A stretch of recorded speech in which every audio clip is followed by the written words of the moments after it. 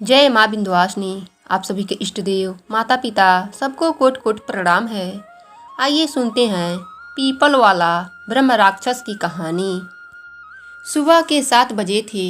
राज रोज की तरह अपने ऑफिस के लिए तैयार हो रहा था और आवाज़ लगा रहा था, सोमा मेरा बेल्ट कहाँ है। आवाज़ आती, मेरा शर्ट कहाँ है। क्या सोमा, आपने मेरा शर्ट इस्त्री नहीं किया। कैसे इस्त्री करती हो, जरा ढंग से कुछ काम कर लिया करो। सोमा मेरा नाश्ता कहाँ है। सोमा मेरा लंच पैक हो गया। राज इसी तरह से सोमा पर चिल्लाए जा रहा था।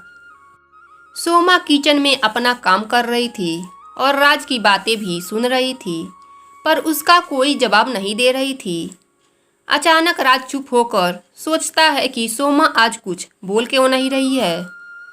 वह तैयार होकर किचन की ओर गया जहां सोमा ब्रेकफास्ट तैयार कर रही थी। राज ने देखा सोमा नाश्ता बना रही है और उसकी आंखों में आंसू थे। राज ने पूछा, क्या हुआ सोमा, तुम रो क्यों रही हो। सोमा ने कुछ भी जवाब नहीं दिया। सोमा ने उसका लंच उसके हाथों में देकर अपना काम फिर से करने लगी। राज ने फिर से पूछा, सोमा क्या हुआ, क्यों रो रही हो, जल्दी बताओ, मुझे देर हो रही है। इस तरह राज के बार बार कहने पर सोमा ने रोते हुए बोला, आज क्या है। राज फटाक से बोला, आज शुक्रवार है, बताओ क्या बात है। सोमा ने कहा, डेट क्या है। तो राज ने बतलाया, आज 19 फरवरी है। तो क्या हुआ। सोमा रोते हुए बोलती है, आज अपनी शादी की पहली सालगिरह है और आप आज भी चिल्लाए जा रहे हैं। इतना सुनकर राज की आंखें नम हो गई और बोला, हमें माफ़ कर दो, मैं अपने काम में इतना व्यस्त रहता हूँ कि मुझे पता ही नहीं चला कि हमारी शादी को 1 साल पूरे हो गए। राज ने अपना बैग वहीं पर रख दिया और छत पर जाकर गमले में जो फूल लगे थे उनमें से एक फूल तोड़कर नीचे आया। सोमा के बालों में फूल लगाते हुए राज बोला, बोलो सोमा, आज तुम्हें क्या गिफ्ट चाहिए। सोमा बोलती है, पूछ तो ऐसे रहे हैं जैसे सच में मुझे हीरे का हार ला कर देंगे। राज बोला, फिर भी आप बताओ आपको क्या चाहिए। सोमा ने कहा, मैं जानती नहीं हूँ क्या आपके पास इस समय पैसे कहाँ हैं। मुझे कुछ नहीं चाहिए। मतलब आप अपने पसंद का कुछ भी ले लीजिएगा। राज ने कहा, ठीक है, कहकर अपने ऑफिस चला जाता है। राज ऑफिस पहुंचकर अपना काम करने लगता है और सोचता है, जल्दी जल्दी काम खत्म करके आज मुझे घर जाना है।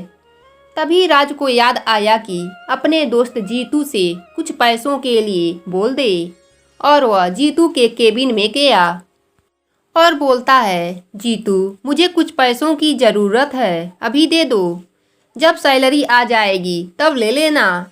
जीतू बोलता है, कब चाहिए। राज बोला, आज शाम को दे देना।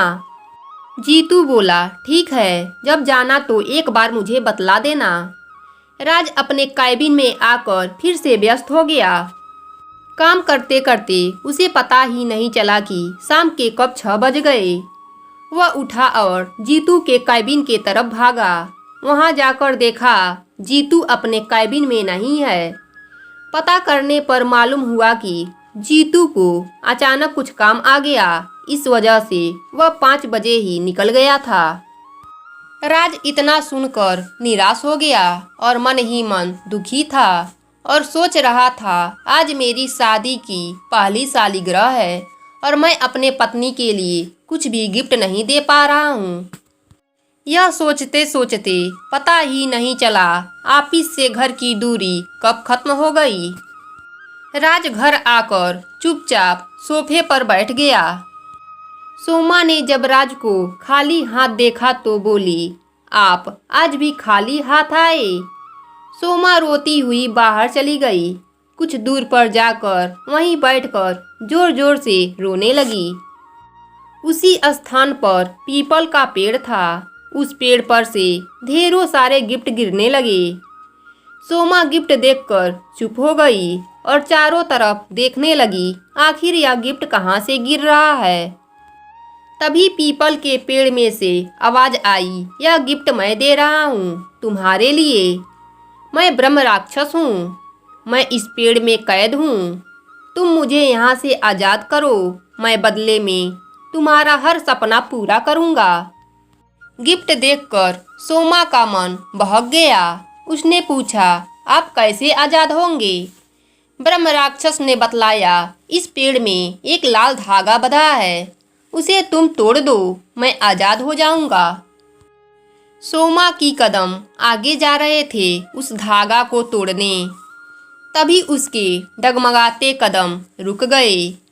उसका पति यानी राज का प्यार ने उसे रोक लिया और फिर से अपने घर के तरफ भागती हुई आई और राज के गले मिलकर जोर जोर से रोने लगी। तो दर्शकों, आज की कहानी आपको कैसी लगी कमेंट करके बतलाइएगा, और ऐसे ही रोचक कहानी सुनने के लिए हमारे चैनल को अभी सब्सक्राइब करें ताकि मेरी कहानी सबसे पहले आपके पास पहुंचे। धन्यवाद।